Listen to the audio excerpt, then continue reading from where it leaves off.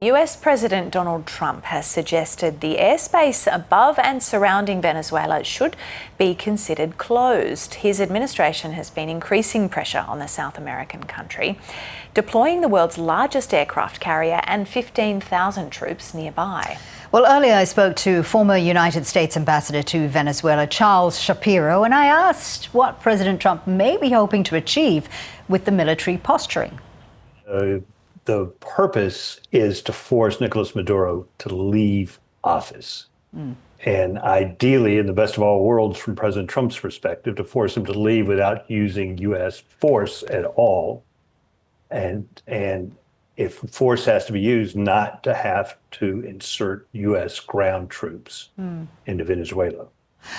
So this turns up the heat on Venezuela and on Maduro. Why now, though? Why put the pressure on Nicolás Maduro to leave office now? Well, that's a good question. Trump is trying to, from my perspective, and he's not consulted with me, he's using drugs as a pretext for forcing him out. Venezuela is not a major source of drugs coming to the United States, and whatever drugs come from Venezuela are produced in Colombia, transit Venezuela, and it's cocaine. And so why now? I think there's really two reasons. One is Venezuelan American citizens. Now, there are loads of Venezuelans who live in the U.S. who aren't citizens, but those who are citizens and Cuban American citizens, who are both of which are very concentrated in the state of Florida, voted overwhelmingly for candidate Trump in last year's elections. And I think he sees this in some way is the payback for that. I mean, it's hugely important to them. And there's a secondary issue, and that is there's 700,000 Venezuelans in the United States who are not U.S. citizens, who are here under, it's called temporary protected status. It's too dangerous for them to go home. And Trump and his people would love to send all those 700,000 Venezuelans back to Venezuela. And the way to do that is that this is a safe country. It's okay to go back. We're not sending you back into danger. We're sending you to a country that needs to be rebuilt. Yeah. Ambassador, we can't escape the parallels with American efforts to stabilize Panama under President George Bush Sr. Administration. What would it take for a regime change in Venezuela? Well, Panama is a tiny country with a population of 4 million. Venezuela has a population, it used to be 32 million before all these Venezuelans started fleeing the country. Venezuela has an army and an air force and a navy that I think are terribly degraded. I don't know that they're getting spare parts for the Russian planes that they have, and that they've got the money to train their troops adequately.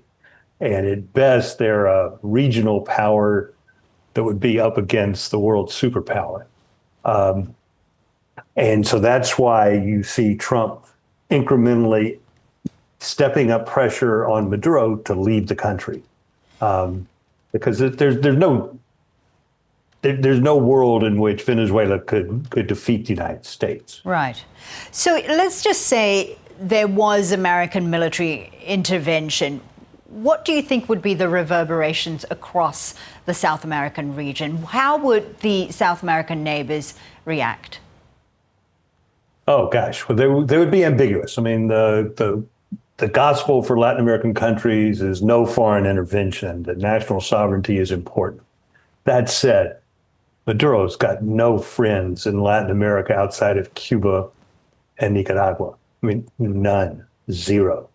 And the countries, literally from neighboring Colombia to Mexico to Chile, which is thousands of kilometers away, are being destabilized by millions of Venezuelan migrants who fled Venezuela, or in their countries, or some countries have permission to work and others they don't, who are overloading the school systems and the health system. So on the one hand, they're opposed to military intervention and violation of sovereignty. But on the other hand, they would be glad to see Maduro go. Do you think the Americans would support military intervention in Venezuela? Well, that's a good question also.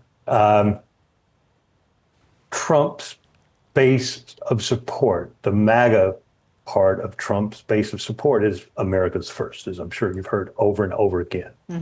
No to endless wars in the Middle East.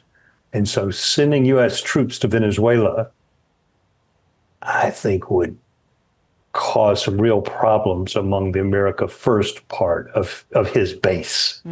And that's why, going back to where we started, that's why they would love for Maduro to leave, to respond to this pressure and leave the country.